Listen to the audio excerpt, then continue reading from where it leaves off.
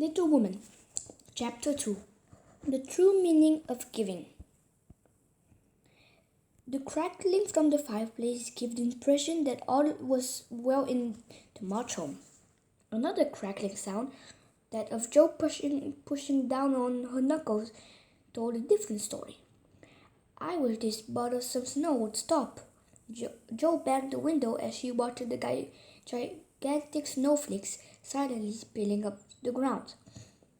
"Joe," shrieked Amy, "that's so unladylike."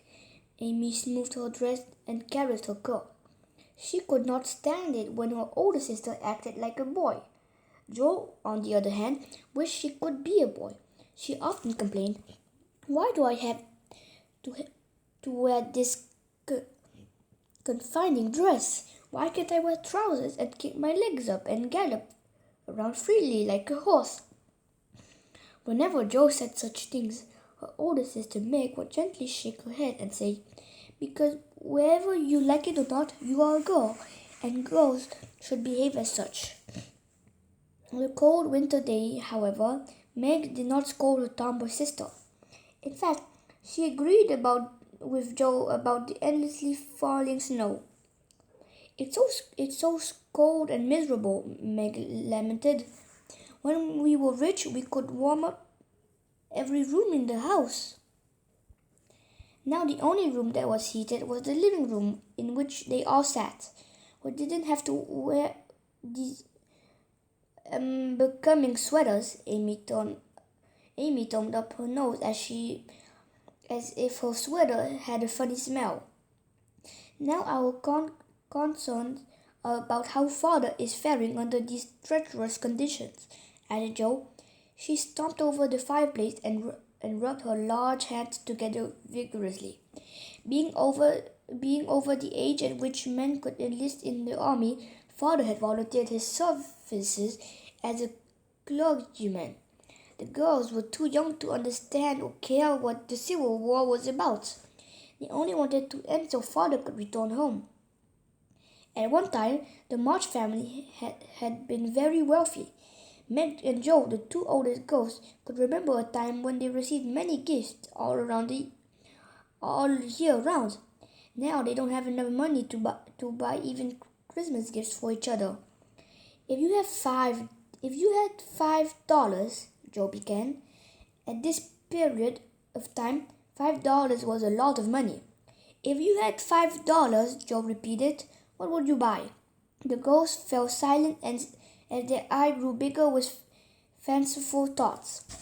"I know what I would buy," Amy gushed at last. Her sisters turned to her. "Go on," urged Joe. Amy's cheeks got pink as she pressed her hands together excitedly. "I would buy a new set of watercolors," she said, "and I would buy 2 new hairpins. One red with silver butterflies, like my best friend Kitty had, and the other blue like my eyes." "As for me," Meg said, "I would buy beautiful silk material for a new dress. Maybe I would have some money left over for gloves, since I desperately need new ones."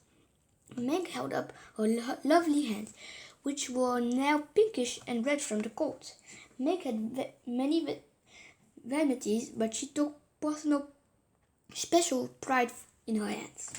"I," Joe blurted in out loud, comical voice, "would buy 4 bottles of black ink, a case of pens, 20 rolls of paper, and 300" she paused for dramatic emphasis, 300, she repeated again, letter cases for all the books I am going to publish." Joe dreamed of being a writer.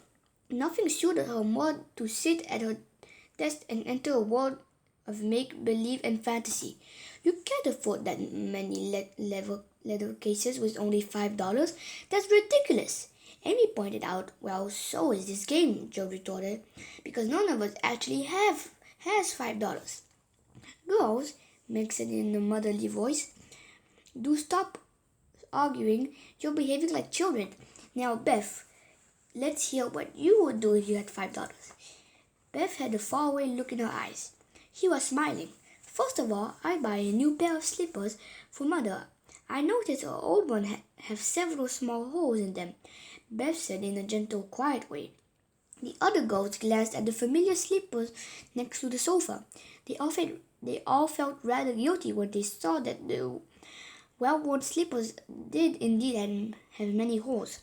And I would buy Father a new scarf and hat in his favorite color. Beth continued, if I had money left over, I would get each of you girls a handkerchief with your name on it, and one for Hannah too. Of the four girls, Beth was by far the kindest and most loving. She never said a bad word about anyone, nor did she ever complain. She had a positive view of everything and everyone. Oh, Beth, Jo ran over and wrapped her arms around her sister. You make me feel so ashamed. Here I am thinking of myself, but you, she sniffed, for Jo was a very emotional girl. You even thought of Hannah, our housekeeper.